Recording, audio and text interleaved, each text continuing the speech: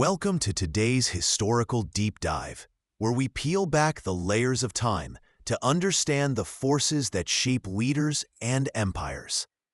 Today, we look at a man whose name is synonymous with ambition and conquest, yet whose journey was forged in moments of profound vulnerability and near failure. Was he a genius, a tyrant, or simply a product of a world in chaos? Prepare to see the emperor, not just on his triumphant horse, but stumbling, uncertain, and utterly human. If you love immersive, real storytelling about ambition and downfall, hit like and subscribe. It helps us more than you know. Drop a comment with your favorite Napoleon quote or the moment that shocked you most. Let's begin and change the way you think about history. You stand amidst the pandemonium. The date is 18 Brumaire, year 8, November 9th, 1799. Outside, Paris is a powder keg of revolutionary fatigue and political intrigue. The air crackles not just with the crisp autumn chill, but with the nervous energy of a nation tired of upheaval, craving stability, yet deeply suspicious of anyone who might seize absolute power. Inside the orangery at St. Cloud, the Council of 500 is a storm of shouting, accusations, and raw fear. You, General Bonaparte, the hero of Italy and Egypt, the man whose name makes soldiers cheer and politicians tremble, believed this carefully choreographed political maneuvering, this coup d'état, would be as swift and decisive as a battlefield charge at Lodi or Arcole. You were terribly wrong. Men are screaming now, their faces contorted with rage and fear. Down with the dictator, and outlaw him, echo off the ornate walls, drowning out the nervous murmurs of your allies. Soldiers loyal to you, the veterans who followed you through deserts and across mountains, are hesitant, unsure how to handle enraged legislators wielding ceremonial daggers and shouting legalistic fury instead of firing muskets. This isn't war. This is a political ambush disguised as a legislative session.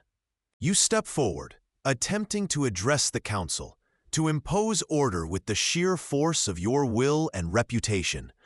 But your military authority is suddenly impotent against a wave of civilian rage. You are jostled, perhaps even struck in the chaos. Accounts vary, some embellished later for effect, but the core is clear. The man who bent armies to his will is stumbling, momentarily losing control in the face of unexpected, desperate civilian resistance. Your carefully orchestrated coup is teetering on the brink of collapse, dissolving into a humiliating melee. This moment is not the triumphant march history often remembers. It is messy, uncertain, profoundly humiliating. It reveals a fundamental truth about power that the battlefield had never taught you. It is not just taken or held by force. It must be legitimized, even through manufactured consent, carefully constructed narrative, or brute force dressed up as defending the state. Your initial, clumsy failure highlights that sheer reputation and military might, while formidable, are insufficient in the face of determined, even desperate, political opposition that understands the levers of legality and public perception.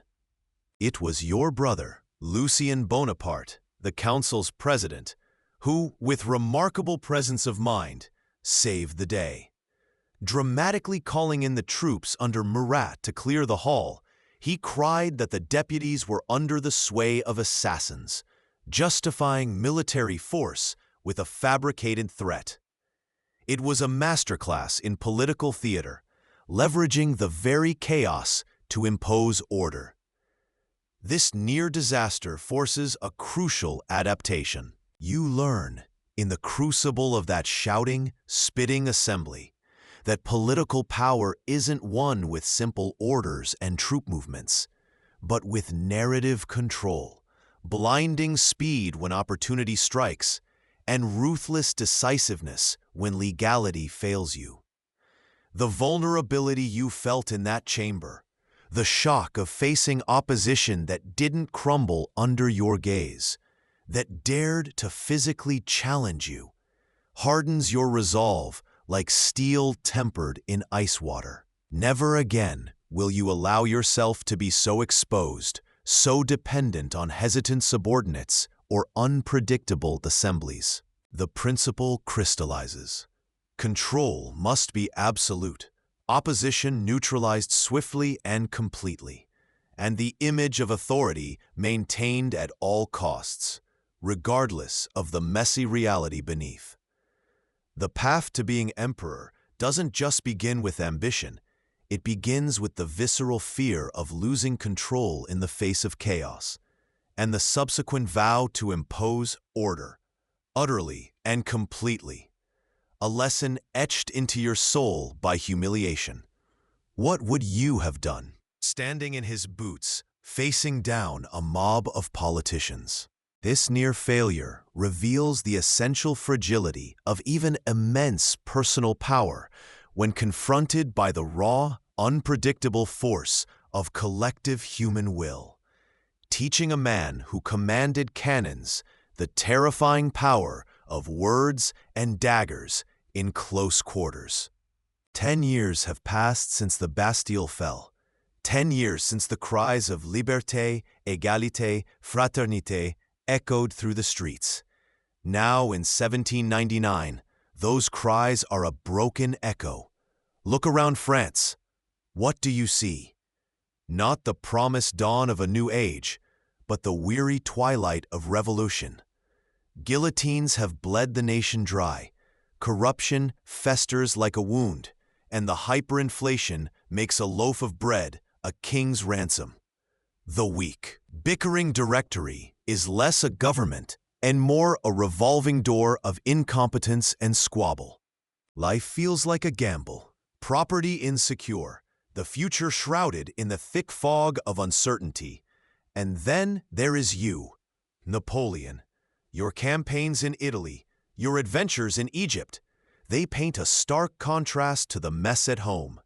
While Paris drowns in political backstabbing, you conquer, you command, you bring back treasure and tales of glory.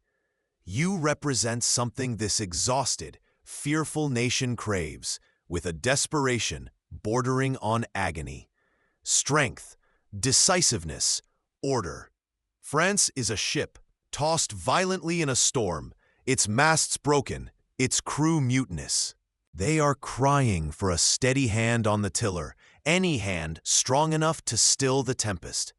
This desperation is not just a backdrop, it is the very soil in which your ambition takes root. While politicians debate abstract rights, the people yearn for concrete safety. It is a chilling lesson, isn't it? A population weary of chaos, battered by instability, will often look at the altar of liberty and the altar of security and choose the latter. They didn't necessarily ask for a dictator, but by creating this vacuum of authority, this desperate craving for normalcy, France has laid out the red carpet for a man with an iron will to step forward and offer precisely what they need, albeit on his own terms. The core insight here is brutal political pragmatism. A leader's rise is often less about virtue or ideology and more about the void they are positioned to fill. France didn't fall in love with Bonapartism overnight. It fell in love with the idea of stability you represented. You saw the weakness, you understood the weariness, and you knew that offering a strong hand, even one that would eventually become a fist, was the key to seizing control. Ask yourself, standing amidst that ruin of a republic, witnessing the suffering caused by endless revolution, would you have resisted the call to restore order? Or would you have seen the opportunity, the power, and stepped into the void, ready to become the man France desperately needed, or thought it did. The air in the Tuileries Palace crackles not with revolutionary fervor anymore, but with the crisp efficiency of a ledger book. You are First Consul. The term whispers of Roman councils, of shared power, but everyone in France quickly understands. The consulate you establish is not a republic, it is you. It is a thinly veiled autocracy, built not just on force, but on relentless, almost obsessive work. You work like a furnace, consuming papers, spitting out decrees. Your pen is as mighty as any cannon. You are drafting laws yourself, hunched over tables late into the night, reforming administration down to the smallest village. Power isn't just seized, it's centralized, meticulously gathered into your hands through prefects, your eyes and voice in every corner of the nation. Loyal servants ensuring Paris's will is felt from the Channel to the Mediterranean. The crowning jewel of this era isn't a military victory, but a legal one, the Civil Code, a masterpiece of clarity and structure, sweeping away centuries of tangled regional customs, laying down uniform laws for property, family, contract. It's a legal revolution, a blueprint still influencing law systems across the globe today. Simultaneously, the Bank of France is born, stabilizing the economy, bringing order to the chaotic finances left by the revolution. Roads are built, canals dug, schools founded to train the next generation of obedient administrators and engineers. Look at the sheer, undeniable effectiveness of this period. Your administration is swift, decisive, rational within its own cold logic. For a time, it genuinely improves the daily lives of millions. Farmers, merchants, landowners finally benefit from stability, from clear rules, from a state that works. This is the profound, unsettling insight. Efficiency and competence can be an incredibly compelling justification for centralized, even authoritarian power. When a leader gets things done, when they build infrastructure, fix finances, establish order, many citizens are willing to overlook the erosion of freedoms, the dismantling of democratic processes, the quiet consolidation of absolute control. This era teaches a vital, perhaps cynical, lesson. The appeal of a strong leader lies not solely in grand, abstract promises, but in tangible, everyday improvements. The moral reflection hangs heavy in the air. How much individual liberty are people willing to sacrifice for collective security and perceived prosperity? Your early success as First Consul proves that effective, competent governance, even when non-democratic, can build a powerful, popular foundation for absolute rule. It's the administrator's triumph before the emperor's glory. And perhaps the most dangerous kind of success, the kind that feels undeniably good, even as it subtly binds your hands. The pen scratches across the parchment, heavy with the weight of history.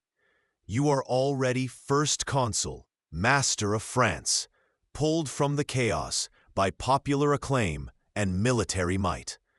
Your term is set for 10 years, a long time by anyone's measure, but for you, it feels like a temporary lease on destiny. You see the whispers in the salons, the lingering shadows of Bourbon loyalists, the simmering resentment of those who lost power in the revolution's churn. Conspiracies, some real, many exaggerated by your own mounting paranoia, feel like daggers aimed at the fragile stability you've built. These threats, both genuine and convenient, become the narrative you weave.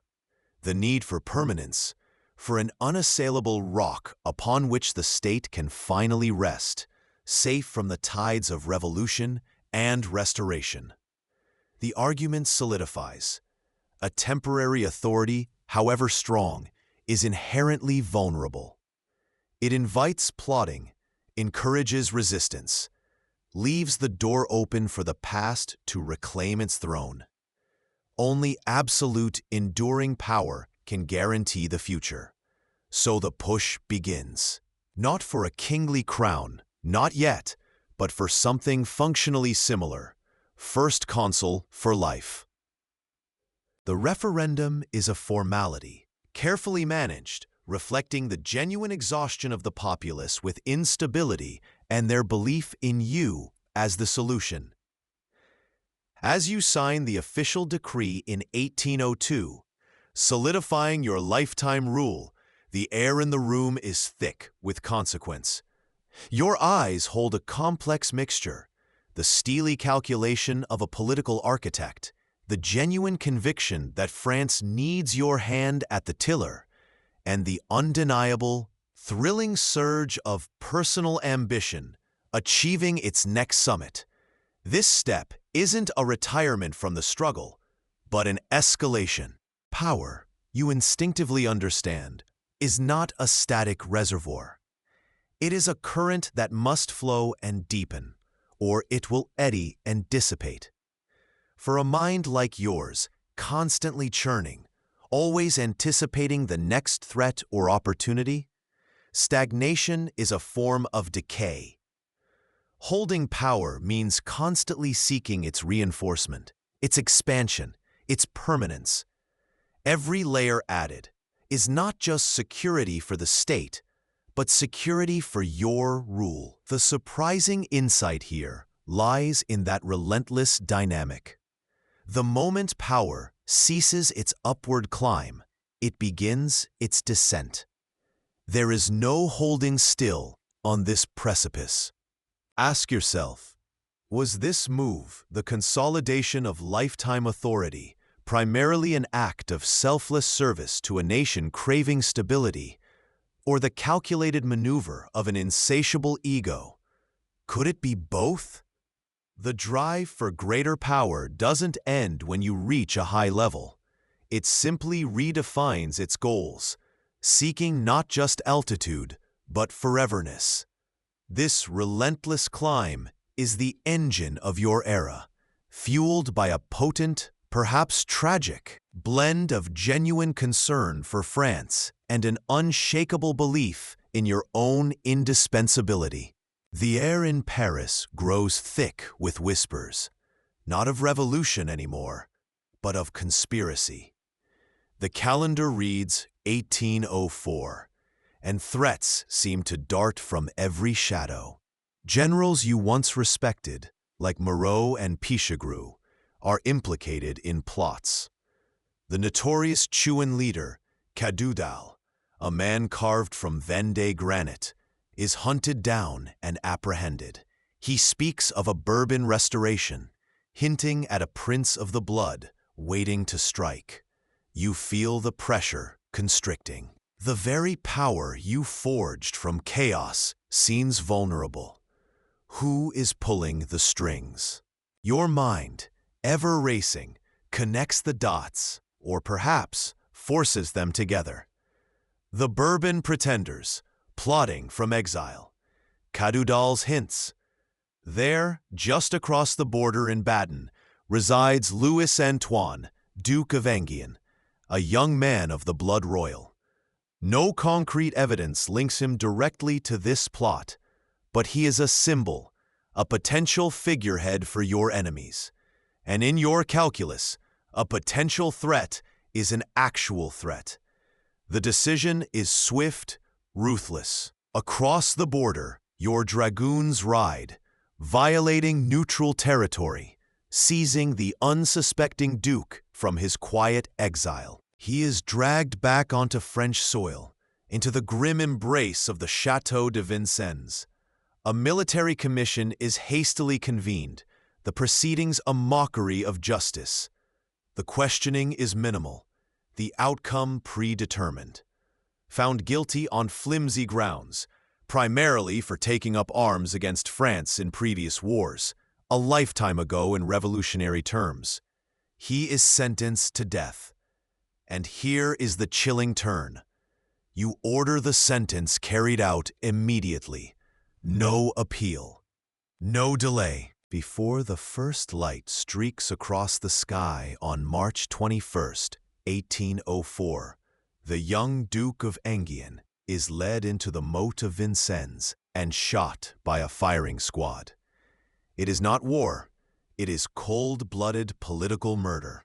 Europe recoils in shock. Even some of your closest advisors are appalled. The insight is stark, brutal.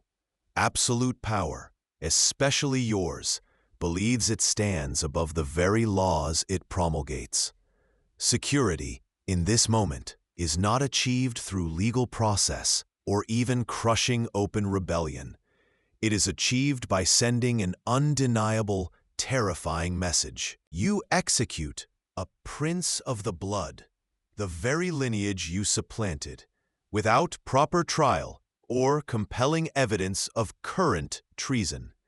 It is a calculated act of terror, a demonstration that perceived threats will be eliminated, regardless of legal constraints or moral cost.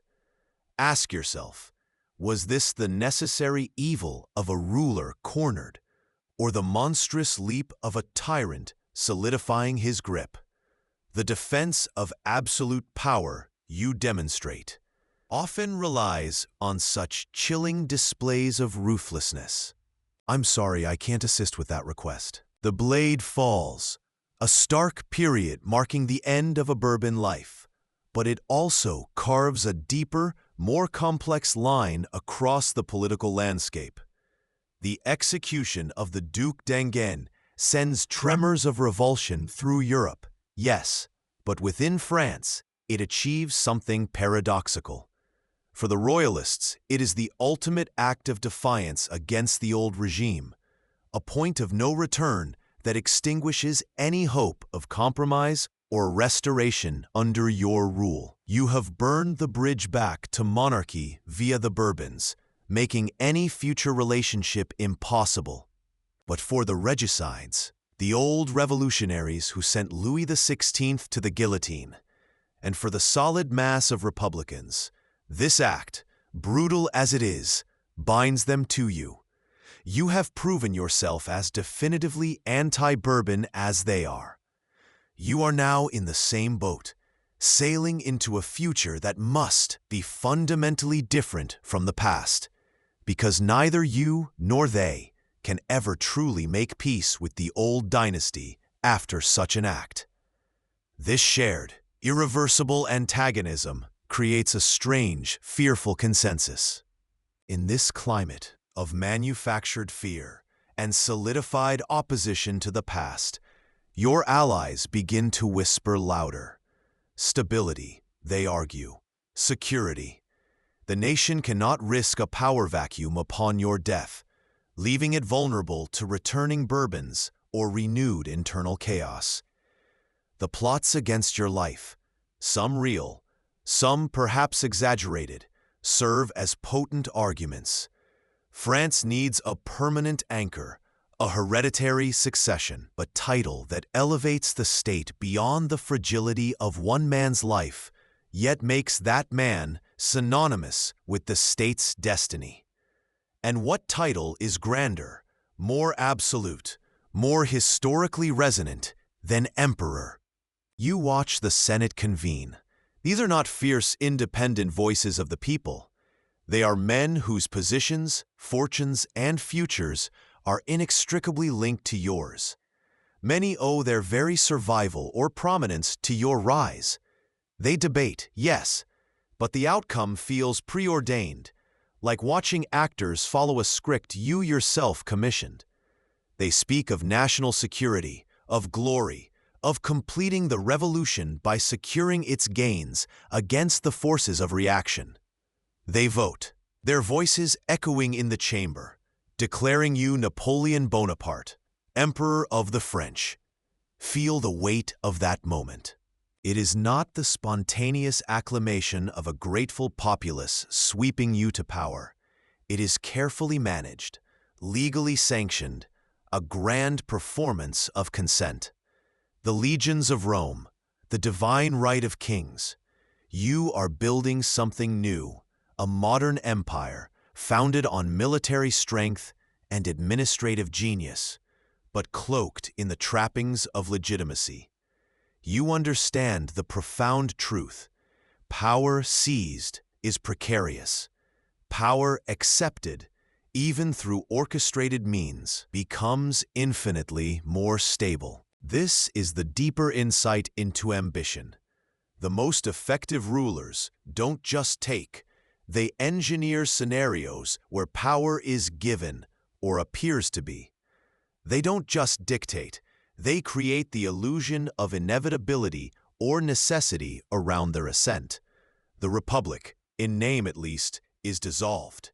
Its ideals twisted, transformed, or perhaps merely acknowledged as having served their purpose in sweeping away the old order. Now, a new order rises from its ashes, bearing a title that speaks of dynasties and dominion. This deliberate, theatrical transition sets the stage for the ultimate ceremony, the coronation itself. Titles, crowns, robes, they are not merely symbols. They are potent tools of transformation, turning a revolutionary general into a sovereign, a consulate into an empire, ambition into destiny. It is the theater of power played on the grandest scale. Ask yourself, is this the necessary evolution of a nation seeking order, or the final chilling act of a brilliant mind, consolidating absolute control, using the fears and aspirations of others as his tools? Long live the Emperor. December 2nd, 1804. The air in Notre Dame Cathedral is thick with incense and history. Sunlight, stained by ancient glass, paints fractured rainbows across the hushed, expectant crowd. Senators, generals, dignitaries from across Europe, a congregation unlike any witnessed before. You stand at the altar, a figure both modern and ancient, wrapped in ermine and silk, the weight of your ambition pressing down before the actual weight of the crown. Pope Pius VII, brought here not quite willingly, sits near you, a reluctant symbol of divine sanction. He is here to lend the act legitimacy in the eyes of a world still steeped in tradition, to bridge the chasm between revolutionary audacity and inherited authority. The moment approaches, charged with centuries of ritual. The Pope rises, his hands reaching towards the symbols of imperial power laid upon the altar. He takes the weighty jeweled crown, prepared to perform the sacred rite, to bestow upon you the mantle of empire, as kings and emperors before you received it from the hand of God's representative on earth. But that is not how your story unfolds. This isn't a coronation bestowed, it is a declaration made. As the Pope prepares to lift the crown to your head, you move first. It is a deliberate, almost imperceptible shift in posture, a subtle, controlled movement that speaks volumes. Your hand extends, not waiting, not receiving, but taking. You lift the heavy symbol of power from the altar yourself. You turn slightly, facing the assembled world, and with a steady hand, place the crown upon your own head. This is the image that will echo through history, captured by David's brush, etched into the collective memory of an age. It is more than just a visual flourish. It is the ultimate articulation of your philosophy. The Pope is present, yes, his participation necessary to soothe lingering fears of absolute, godless power.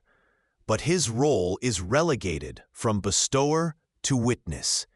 Your authority, you declare in that silent, audacious act, comes not from ancient lineage, not from divine right, and certainly not from the approval of any religious figure. It springs solely from you, from your will, your intellect, your campaigns, your ability to seize destiny by the throat and force it into submission. You didn't wait for validation. You demanded recognition. You didn't inherit power. You conquered it. This self-coronation is a seismic event in the landscape of European politics and thought. It's a radical break from the past, a bold erasure of the old lines drawn between God, monarch, and subject. It proclaims a new era where legitimacy flows not from above, but from the powerful individual who can command it. It's an act of radical self-belief, almost unfathomable in its audacity, and it works, for a time. The crowd, stunned and then cheering, understands the message. This man is beholden to no one but himself. This moment is the zenith of your self-made myth, a testament to the power of will. But ask yourself, is this the mark of a visionary leader unshackling humanity from archaic systems? Or the first visible crack of an ego so immense it has begun to lose touch with reality, believing its own legend is sufficient foundation for an empire? The answer, perhaps, lies in what follows. You gather your advisors, their faces etched with doubt, the whispers of court already reaching your ears. Empire? A bridge too far, they murmur. You look at them, not just as men, but as pieces on a grand chessboard representing France's tumultuous soul. You stand before them, not just as Napoleon, but as the very embodiment of the nation, and you begin to articulate a philosophy born in Corsica and forged in the revolutionary fires. The chilling conviction that you are France. Your words are not merely a defense of power, they are a manifesto of destiny.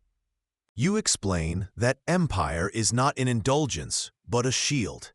It's the only force strong enough, you argue, to finally bury the specter of civil war that has haunted France for decades.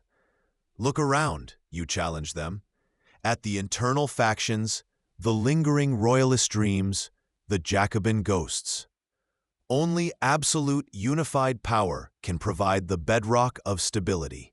And outside, Europe glares, a coalition of ancient regimes plotting your nation's demise. Empire, you declare, is the only way to stand strong, to project the power necessary to deter these relentless enemies. France, you assert, needs a single unassailable fist raised against the world. But this is more than mere strategy. It is history itself speaking through you. You see yourself not just as a leader, but as the culmination of centuries of French glory. You trace a direct line from the coronation of Charlemagne, linking your own destiny to the enduring saga of the Frankish kings, yet simultaneously positioning yourself as the ultimate defender and interpreter of the revolution's gains. The messy ideals of liberty, equality, fraternity, you have distilled them into order, into strength, into a national will embodied by you. You are the necessary synthesis, the glorious endpoint. Only you, with your unique genius, your battlefield triumphs, your iron will, can truly grasp and execute the nation's will. This isn't ambition, you insist. It is historical necessity, a burden only you can bear. The logic, when presented with your undeniable authority, is almost seductive. You are not merely governing France. You are its purpose, its future, its very essence. Here lies the chilling insight, the rationalization that underpins absolute power. Personal ambition is reframed as national salvation. Your desire for control, your thirst for glory, your need to dominate are packaged as the selfless needs of the state. The leader becomes so intertwined with the nation that their survival is presented as paramount to collective survival. Dissent against you isn't disagreement, it's treason against France itself. Your personal fate is the nation's fate, a dangerous blurring of identities where the ruler's ego becomes the ultimate guide. This unshakable belief that you were France wasn't just rhetoric. It was the psychological bedrock of the empire you were building, a foundation as imposing as the Arc de Triomphe, but ultimately as fragile as the trust it demanded. Consider the weight of that claim. When a leader tells you their survival is necessary for your survival, where does patriotism end and subjugation begin? This philosophy, born of genius and fed by hubris, set the stage for a reign of unmatched glory. Yes, but also unimaginable conflict, because in defending yourself, you would convince yourself you were merely defending France. You sit late at night, alone in the vast quiet chambers of the Tuileries. The palace is a labyrinth of silk, gold, and marble, a testament to the power you now embody. Yet tonight, it feels less like a home and more like a gilded cage. Outside, Paris sleeps, unaware of the weight pressing down on you here, at the very apex of the empire you forged. Maps are spread across the desk, rivers and borders etched in stark lines, representing millions whose destinies rest entirely on the decisions you make in this profound solitude. You are emperor. The title is a crown of diamonds and thorns. It elevates you above all others, yes, but it also separates you. The voices around you have changed. They are softer now, more eager to please. The blunt, challenging counsel you sometimes welcomed in the trenches or shared around a campaign fire with peers is a relic of the past.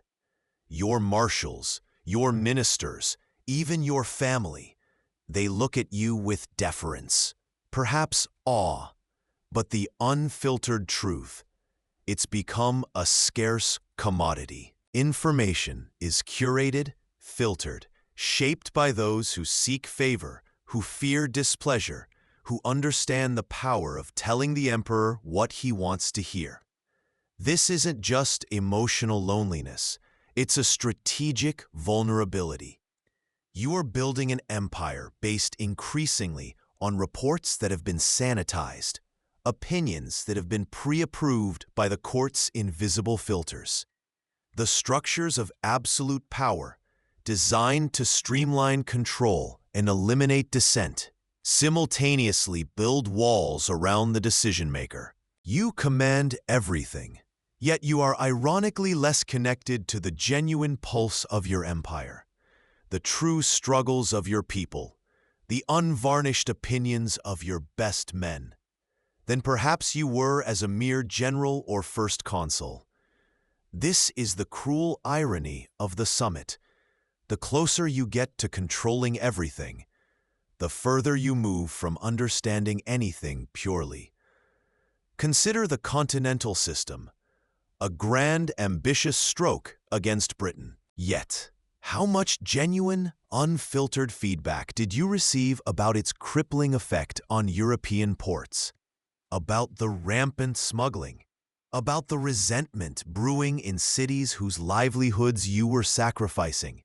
Reports from your prefects and diplomats often painted an overly optimistic picture, downplaying resistance or economic hardship to avoid bringing bad news to the all-powerful emperor. You were making decisions affecting millions based on data potentially skewed by fear and ambition. This is the silent enemy born of your own success, an echo chamber where your own beliefs are amplified and contrary realities are muted. Ask yourself, Is the price of supreme authority this unavoidable separation from the very people and truths necessary for effective leadership?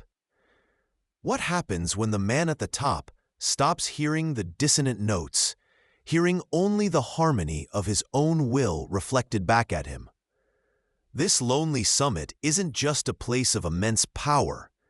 It's a place where strategic blind spots grow in the quiet dark. The air is thick with perfume and political maneuvering. You have built not just an empire, but a court. The Tuileries and later the Louvre hum with the rustle of silk and the whisper of titles you yourself have bestowed. This is the stage where your glory is meant to be reflected, a grand tableau of power and prestige, yet it feels strangely borrowed. The elaborate protocol, the bowing, the scraping, it echoes the very Bourbon monarchy you helped dismantle, a tragic irony hanging heavy in the gilded salons. You, the child of the revolution, now demand genuflection. Around you gather your new elite, marshals transformed into princes, administrators given dukedoms, and most strikingly, your own siblings elevated to thrones across Europe. Joseph in Spain, Louis in Holland, Jerome in Westphalia, Elisa ruling principalities, Caroline married to Murat, King of Naples. They are meant to be pillars of your empire, extensions of your will, yet too often they prove incompetent, entitled, and focused more on their borrowed grandeur than on effective rule. Their reigns are testaments not to merit, but to blood and loyalty to you. The revolutionary ideal of careers open to talent, once your own rallying cry, feels distant now, replaced by a new aristocracy based explicitly on unwavering personal fealty. Observe the scene. Stiff formality governs every interaction. Courtiers practice their bows. Ministers choose their words with exquisite care. There is subtle, constant jockeying for position, for a glance from your eye, a word of favor. This court, designed to solidify your authority and project an image of unassailable majesty, ironically becomes a mirror reflecting a growing detachment. The sycophancy of those around you is a wall, obscuring the genuine challenges faced by the empire, by the ordinary people whose lives are increasingly taxed for your endless wars and imperial splendor. You see polished surfaces and agreeable faces, rarely the grim reality beyond the palace gates. The insight is clear. Absolute power does not just isolate the ruler. It cultivates an environment of artificiality where truth is unwelcome and flattery thrives, fostering a quiet resentment among those excluded from this gilded cage. Ask yourself, when loyalty becomes the sole currency, replacing competence and principle, what foundation remains? Systems built purely on personal allegiance, however dazzling their facade, are inherently fragile. The very pomp and circumstance meant to reinforce your authority instead highlights its artificiality, like a stage set waiting for a gust of wind. This court meant to showcase your genius reveals a man increasingly enclosed, reflected in a gilded mirror that shows him only what he wants to see, blind to the quiet discontent stirring below the surface. You stand on the frigid heights near Austerlitz, the mist thick and silent around you. Below, the dark mass of the Grand Army stirs in the pre-dawn chill. This is the eve of the battle you've meticulously orchestrated, a gambit against a combined enemy force that seems overwhelming on paper. But in your mind, the angles are perfect, the timing a symphony. As the sun finally breaks through the mist, painting the landscape in hues of red and gold. The sun of Austerlitz. You feel it. Not just confidence, but an absolute certainty. Your strategy unfolds flawlessly. The Allied center is pierced. Their wings collapse. It is a victory so total, so devastating. It shatters a coalition and rewrites the map of Europe. This isn't just one win. It's a validation. The dazzling military successes that follow, Jena, Auerstedt, Friedland, aren't mere campaigns. They are hammer blows forging an empire. Europe bends to your will. Kings are made and unmade, borders redrawn. The Grand Army, honed by years of relentless campaigning and fueled by the mystique of your leadership, appears truly invincible. This era of triumph doesn't just expand your control. It retroactively justifies every audacious step you've taken, none more so than placing the imperial crown upon your own head. Look back at that controversial act.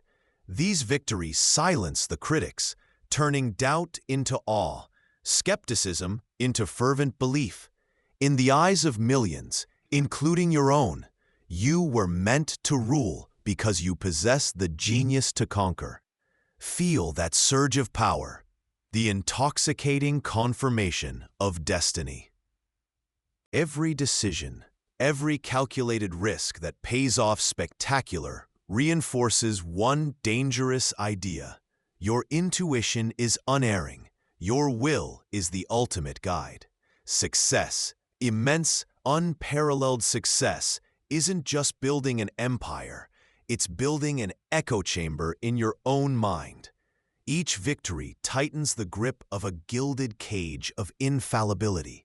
Your judgments, even as they become increasingly audacious, bordering on the reckless, are seen and felt as inherently correct. This isn't just confidence earned through hardship.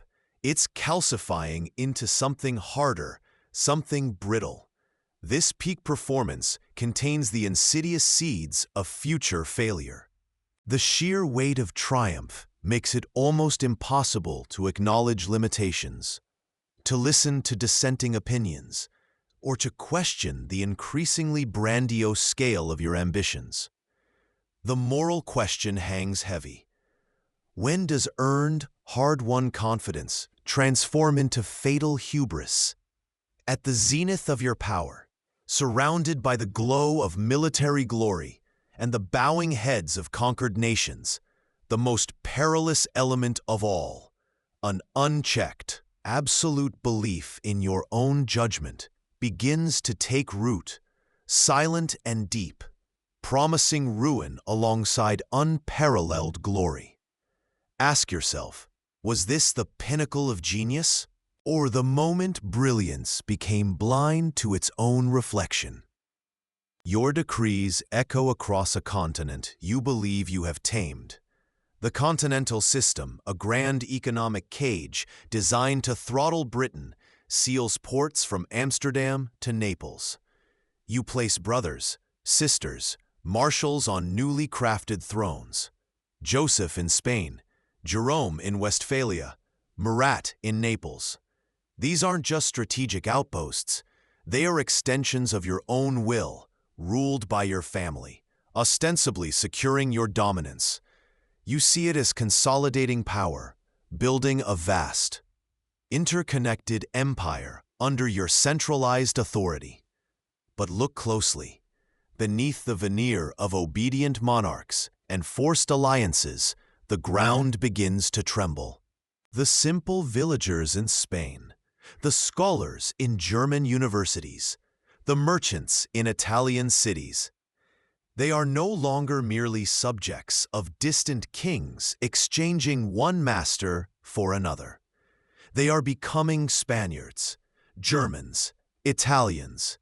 Your presence, the omnipresent eagle, the required French language in administration, the economic hardship imposed by your system, this foreign hand pressing down, is forging a new identity in resistance. They are fighting not for a Bourbon or a Habsburg, but for themselves, for their language, their customs, their very right to be free from your control. Watch the mountains of Spain become a labyrinth of torment for your veteran troops. The Spanish guerrilla, the Little War, a relentless, savage harassment you never truly comprehended. You see bandits, they see patriots. You send armies, they melt into the landscape, striking at your supply lines, your isolated garrisons, bleeding you slowly. It is a popular uprising fueled by faith and fierce independence, a hydra's head that grows back faster than you can cut it off. This is not the glorious, decisive battles you master. This is a visceral, elemental struggle you cannot win by conventional means. Across the Rhine, in lands long divided, a shared language and culture begin to whisper rebellion. Forced into your Confederation of the Rhine, German states chafe under the obligation to provide soldiers for your wars, resources for your coffers. Intellectuals write passionately about a united German spirit. Secret societies form. Resentment hardens. You have inadvertently given birth to the very nationalism that will plague Europe, and ultimately, you. This burgeoning force, born in opposition to your rule, is something you fundamentally underestimate. You understand loyalty, bought with titles and riches. Loyalty won on the battlefield. You do not understand the fierce, unpurchasable loyalty born of a shared sense of nation. Ask yourself, did you truly believe you could impose your will on entire peoples indefinitely, solely through the strength of your legions and the authority of your decrees? This period reveals the stark truth. Power built without consent, without winning hearts and minds, is inherently fragile. An empire constructed like a fortress of military might, neglecting the deep-seated desires of its subjugated populations, is not stable. It is a powder keg waiting for a spark. And with every imposition, every foreign governor, every soldier marching through occupied streets, you were scattering those sparks yourself, forging the very chains that would one day bind your own destiny. Your imperial overreach was not just a strategic error. It was a failure to understand the most potent force of the coming age, the idea of a nation fighting for its soul against a foreign emperor. By 1812, the tapestry of Europe is a masterpiece of your own design, stitched with conquests and coronations. You, Napoleon, stand at the zenith, the undisputed architect of a new order. The vastness of the Grande Armée, nearly 700,000 strong, the largest military force Europe has ever marshaled, is a physical manifestation of your will made manifest. From the sun-drenched plains of Spain, where a stubborn, draining war bleeds your resources, to the icy Baltic shores, your writ runs supreme. Only Britain, across the water, remains defiantly outside your grasp. But within the gilded cages of power, the whispers of caution have become a forgotten language. Advisors who once dared to suggest prudence, to point to the logistical nightmares of distance, the simmering resentment in conquered lands, or the sheer intractability of nations unwilling to bend, they are gone, dismissed, sidelined, or simply learned to hold their tongues. You are surrounded by echoes of your own confidence, a chorus of yes, men whose futures are inextricably linked to the perpetual ascent of the emperor. There is no longer a devil's advocate at the table, only believers in the infallibility of Napoleon. You stride into the war room, The air is thick with the scent of beeswax and old maps.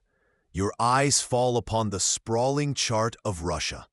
It is immense, yes, a terrifying blankness stretching into the unknown east. For any other man, it might represent an insurmountable barrier of distance, climate, and sheer logistical impossibility. But you see it differently. You see the last major piece on the chessboard that refuses to be swept into your grand European design. You see a challenge to be overcome, not by negotiation, but by the application of superior force and organizational genius, the very tools that have always served you.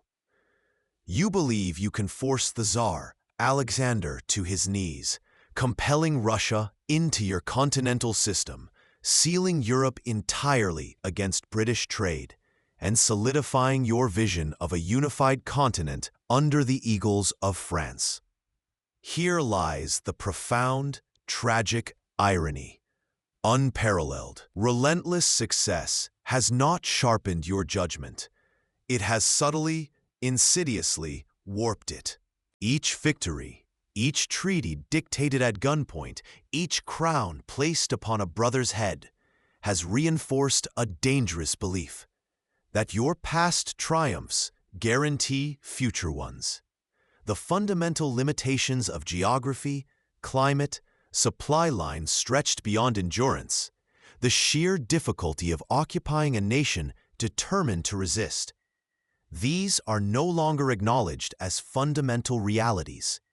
They are merely inconveniences, details to be managed by the force of your will and the legendary efficiency of your machine. You are no longer analyzing the objective reality. You are projecting your past successes onto an entirely different canvas, convinced that momentum alone can conquer the vast, unyielding heart of Russia. This belief in your own legend, this faith in invincibility, is the most dangerous trap for any powerful leader. It is a self-constructed prison built from the bricks of flattery and the mortar of past glory. How can a leader ground themselves in reality when everyone around them is invested, often for their own survival, in maintaining the illusion of their invincibility? The very structure of absolute power isolates you from the inconvenient truths that lesser mortals must confront daily. Your decision to invade Russia, born of this fatal confidence, this dismissal of reality in favor of ambition, underscores a brutal historical lesson. The greatest threats to an empire often come not from external enemies, no matter how vast or determined, but from the ruler's internal world, the unexamined ego, the unchallenged assumption, the quiet growth of delusion in the echo chamber of absolute power. You were marching an army of nations into Russia, but you were fighting a battle against the limits of your own hubris. The wind bites like a physical enemy, tearing through threadbare coats.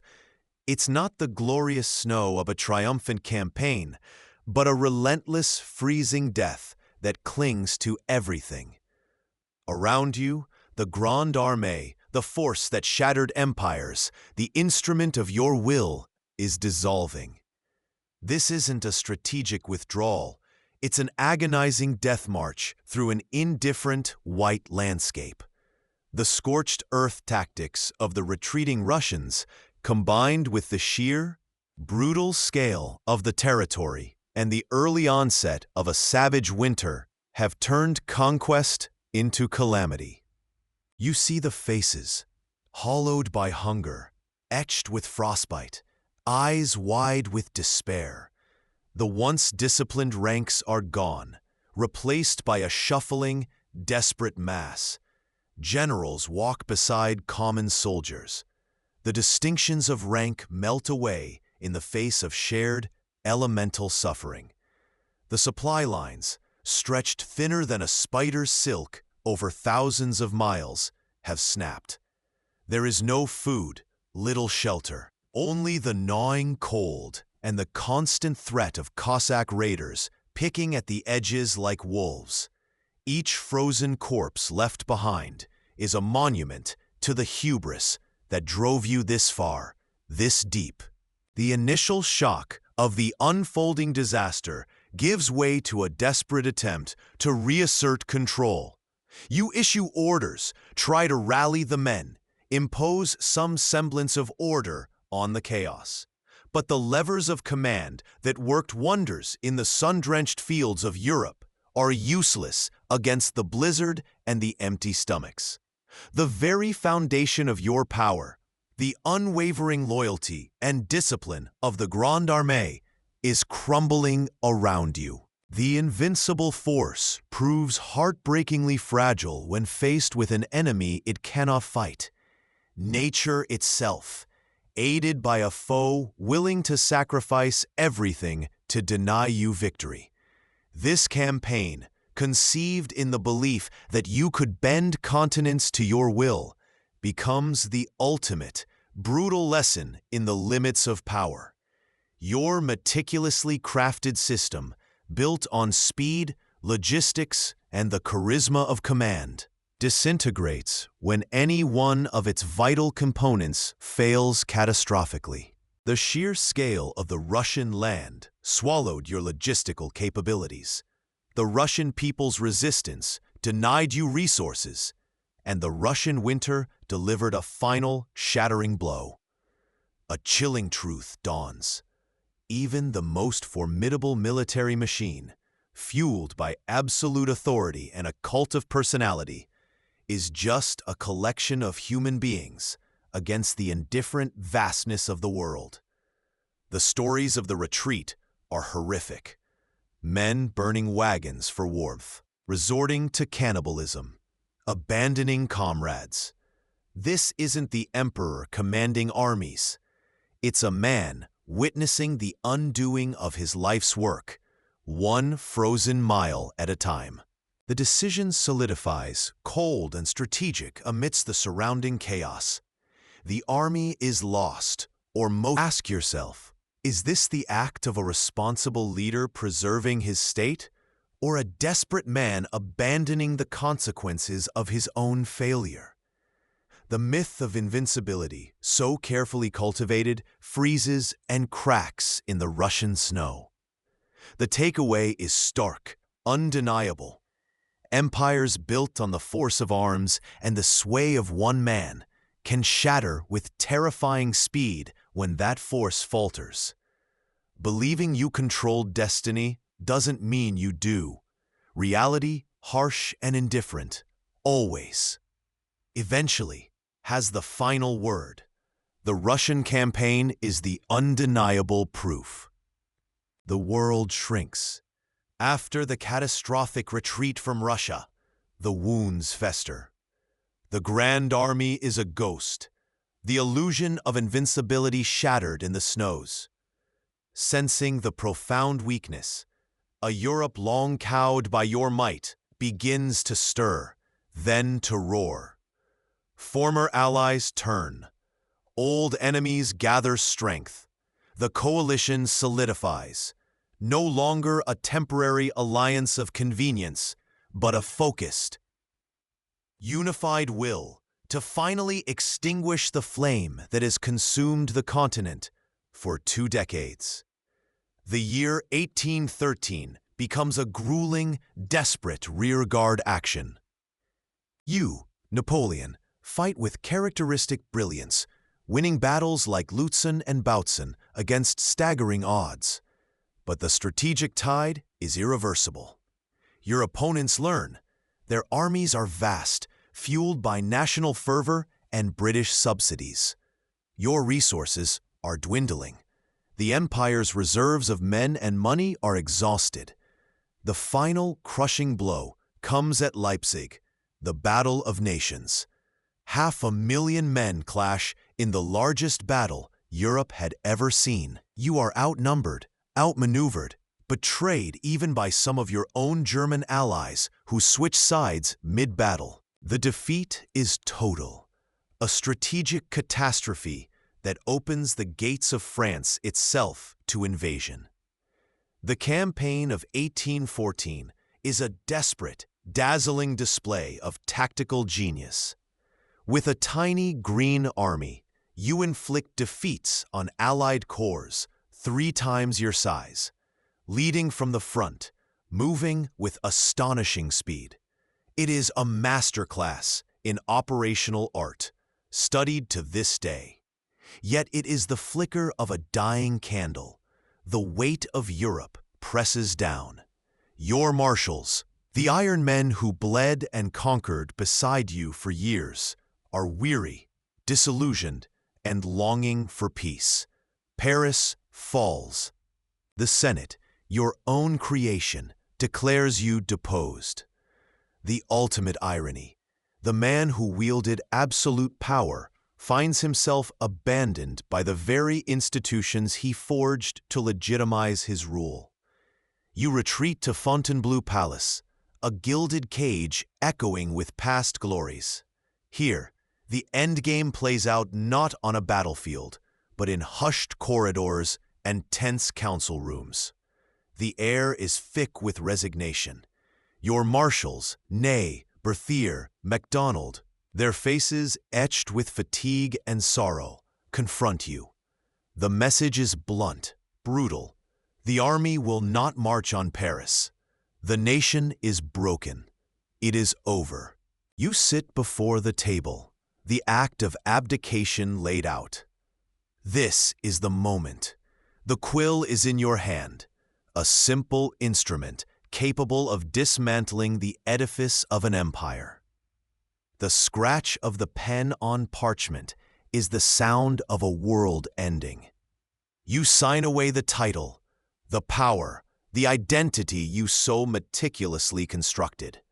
Look up at the faces around you, a mixture of relief that the killing will stop, sorrow for the fall of their leader, and profound weariness. This is the starkest lesson. Power, even power seemingly absolute, is inherently conditional. It rests not just on your will, your genius, but on the willingness of others to follow, the resources at your command, the fundamental realities of the world you seek to command. When those pillars crumble, the structure collapses, regardless of how brilliantly the architect designed it. The abdication is not just a political act. It is an existential crisis for a man who knew no existence outside the role of emperor. Exile to Elba, a tiny island kingdom, is not merely a geographical transfer. It is the ultimate brutal reduction of a limitless ambition to a miniature scale. It forces a question. What is the emperor without an empire? What would you be, stripped of everything you built? The collapse reveals the impermanence of authority when the source of its strength, whether military might, popular support, or simply the belief in its inevitability, erodes. You walk into villages and towns, and the soldiers sent to apprehend you drop their weapons, falling at your feet, cheering. Paris opens its gates. For a fleeting, breathtaking moment, it seems you were right. The legend lives. The impossible is possible again.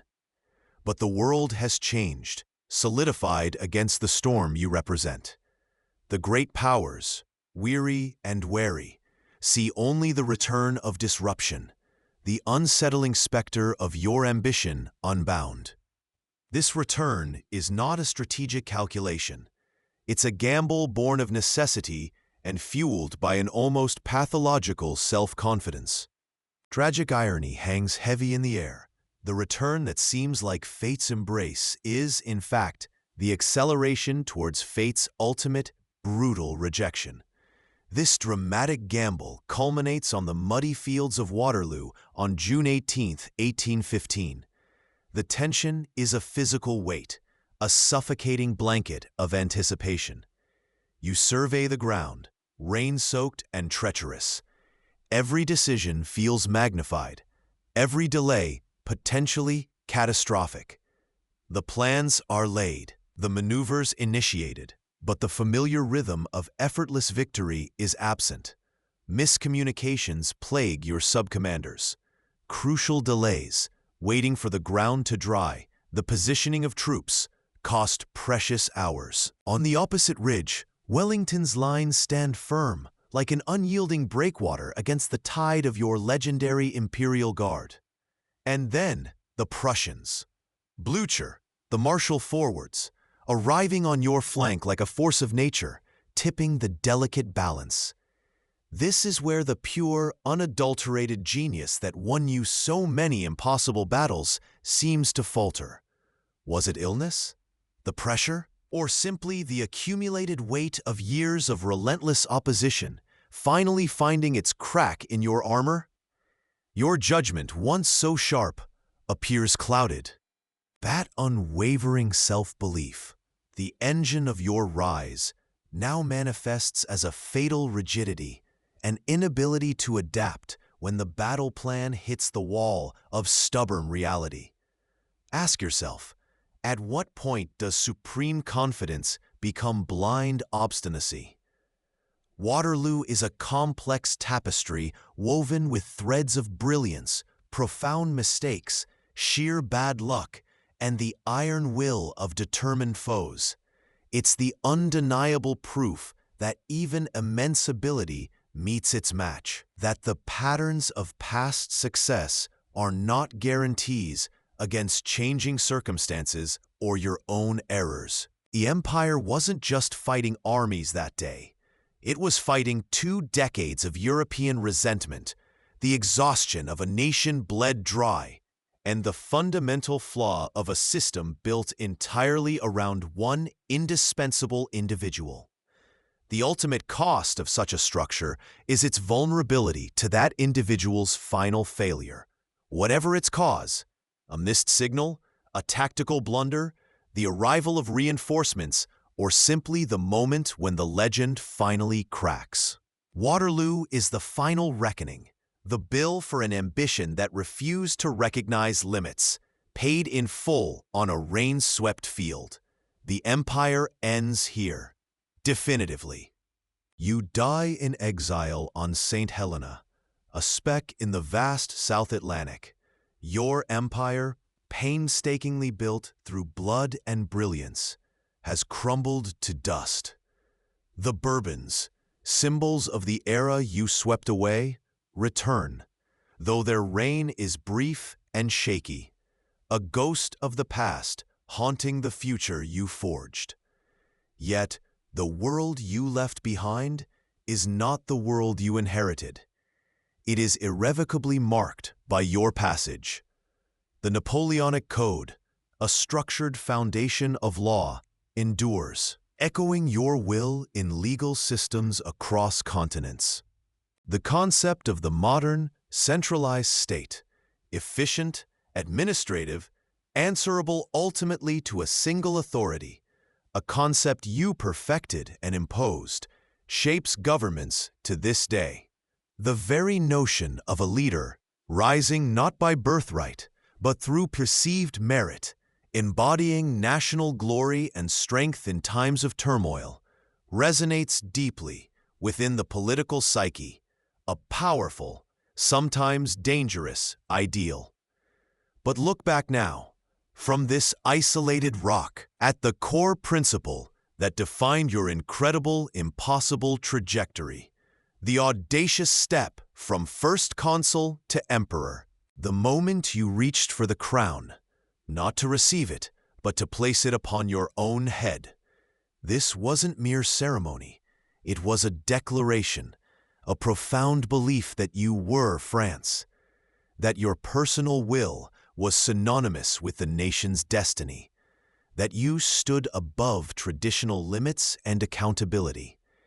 This was the engine of your greatest achievements, the rapid reforms, the military triumphs that redrew maps, the creation of enduring institutions. And tragically, inevitably, this was also the blueprint for your ultimate destruction, the unchecked ambition that drove you ever onward, refusing compromise, ignoring counsel. The terrible isolation that absolute power breeds, cutting you off from reality and dissent.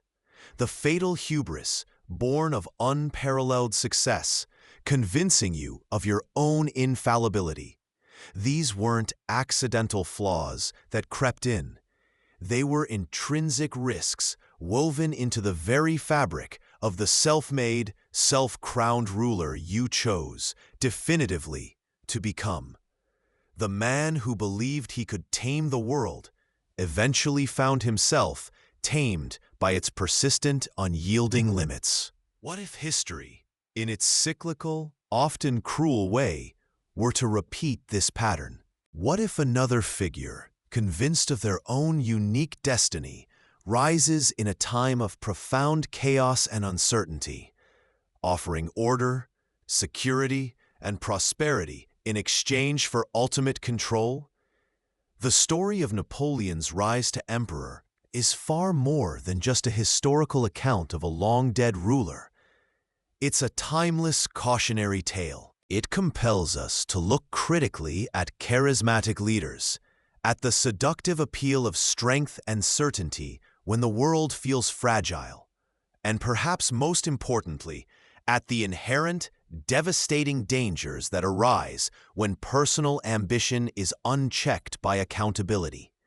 When a single person truly believes they are above the laws and limits that apply to everyone else, when they truly believe they can and should crown themselves destiny. The enduring institutions you built outlasted you, yes, but the dramatic, almost theatrical pattern of your rise and fall serves as a stark, vital reminder, reflecting on the impossible heights you reached and the profound isolation of your final years.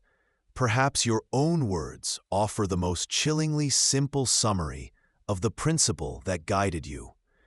You once said, looking back across the vast expanse of your ambition, "I had to tame the world, and I saw that I could do it." The ultimate lesson isn't just about the man, but about the dangerous dance between destiny and hubris, between the power we grant leaders and the limits we must demand. When history studies Napoleon, it finds not just a general or an emperor, but a mirror reflecting the timeless seduction and peril of believing you are above the very laws you wield. In the end, it wasn't the battlefield that defeated him. It was believing he couldn't lose.